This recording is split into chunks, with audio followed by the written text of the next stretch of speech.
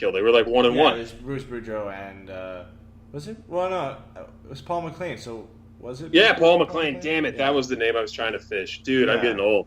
Yeah. You might have to cut that out of the pre-recorded version of the show. No, that's staying in. That's staying in. We're cutting out the dead air, and that's it. Watch the old man struggle for words. Everybody who's listening to this now is going to be like, cut out what? Because it's already going to be cut out. It's already in.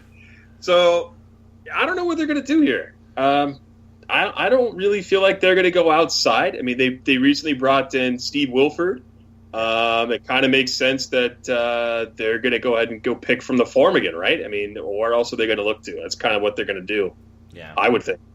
I think so. I mean, I think Dallas Eakins is the next guy. I mean, it just seems logical. You gave him a contract extension. You brought up some of his guys up to the NHL. Randy Carlisle's contract is expiring. I mean, we've talked about different guys they could bring in every now and then, and of course, some coaches will get fired probably next season, and those names will come up in discussion. But I think they really want to go with the hiring from within. They know what they have in Dallas Eakins, and I think they're just going to give that a shot before they go and look elsewhere. Yeah, I mean, maybe even Mark Morrison, right? Because he was brought on with Kovalchuk too, so it makes sense. Maybe Scotty Niedermayer rumors once again will surface for people. Of course, team with Solani or something. So yeah, nothing against either of them, but we get those every time the Ducks coach comes into question. That Scotty Niedermayer would be a great coach when he's had no experience, or they'll say Timo Solani can be a coach when I don't think he's had any experience. Not to say he'd do. I don't know, man. Timu loves his yacht with his family. Yeah, I know, golfing, playing tennis. Yeah, I'm sure he does not want to hop behind an NHL bench and have that kind of stress. His hair will fall pretty quick. Mark Morrison will probably be the guy because he's already an assistant coach. So, and it was his first season last season, and now with Kovalchuk gone, he's probably going to take the reins over.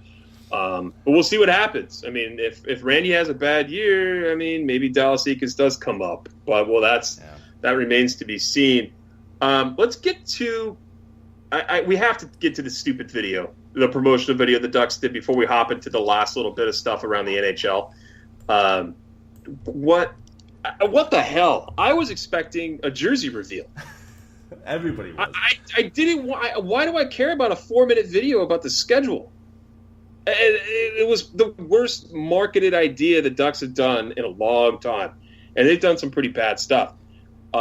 This whole thing, I was like, maybe if I wait through the whole video, that at the very end, they're going to be like, since you waited for this 2-part, over 2-day video, we're going to go ahead and show you the third jersey that, Iceletics has put out, what they think it's going to be with the Ducks old school logo on there. And I was like, I need to buy one as soon as I get paid. I want to get one of those. And, because if people don't know, I've been out of work. And I just started working again. So my first check, I was like, I want to get that jersey. So, and no, I was let down in spectacular fashion by this piece of crap video the Ducks put together. I don't know, man. I know I ranted way too long here on this. What did you think about it?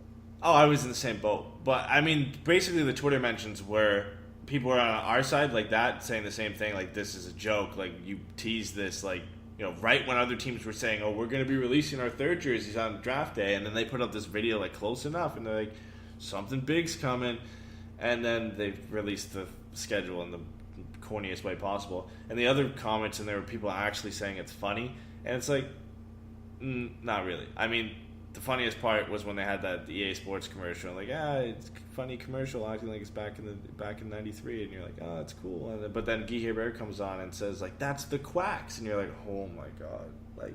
No, Guy, come on, man, come on, Guy, I love you, dude, but you don't need to do this. You don't need to do it.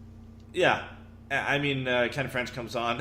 I know it wasn't referring to this, but his first quote, he says, "Are we really doing this?" And I paused, and I was like, "Are we really doing this? Like, are we? Is this really happening right now? Are they really doing a 4-minute video on releasing the schedule?"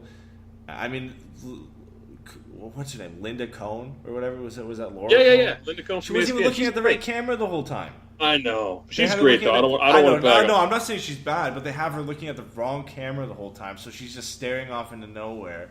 And then, like, I don't want to criticize it for too long, but yeah, I mean, it's just awful. And then meanwhile, you've got Carolina releasing their pirate jerseys, and Arizona Coyotes are bringing the Kachinas back, and then which are cool. I do like those jerseys, man. I do like those.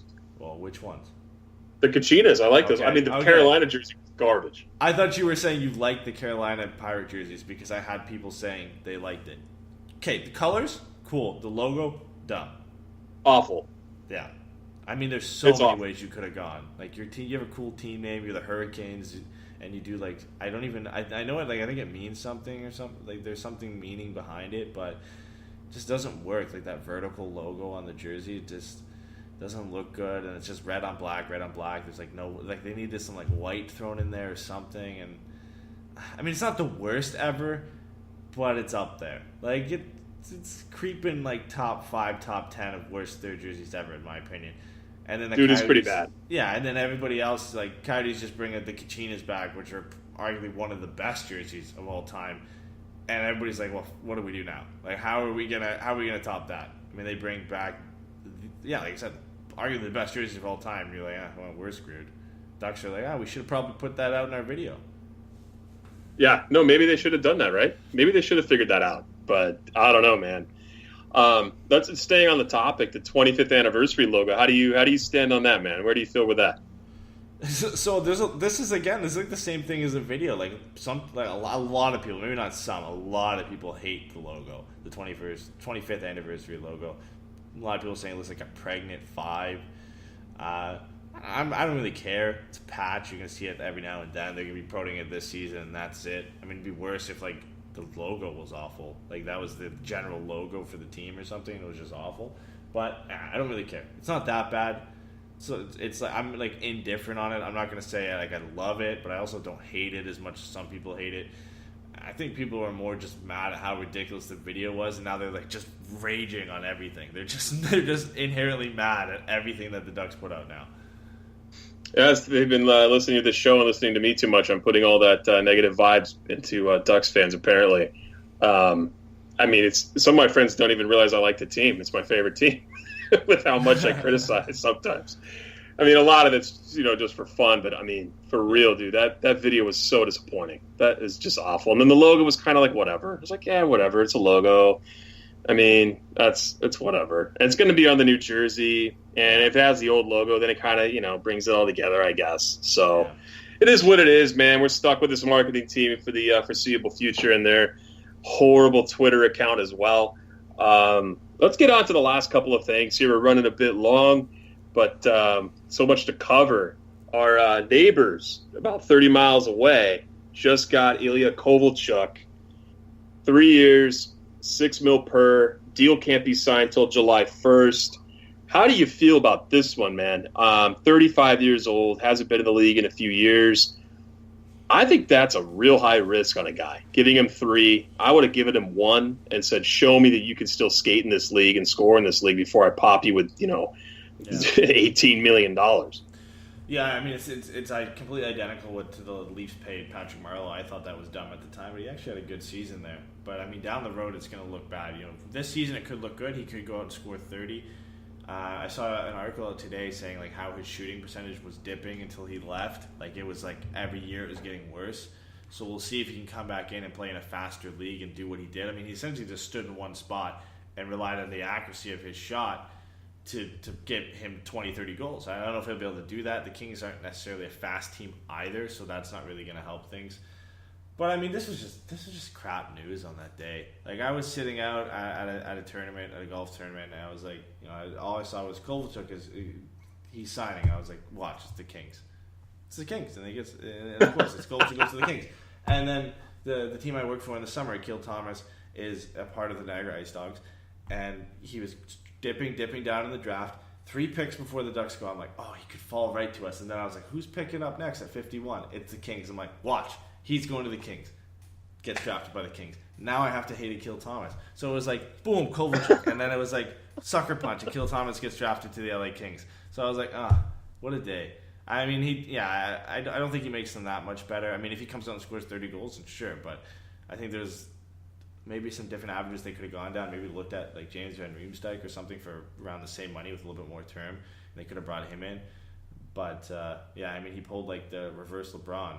Like he lost in the finals to the LA Kings with the New Jersey Devils, left the league, and then comes back and is like, hey, I'm joining the team I lost to. Or no, sorry, Kevin Durant. He pulled the reverse Kevin Durant. And was like, hey, yeah, I'm joining the team that I lost to in the finals.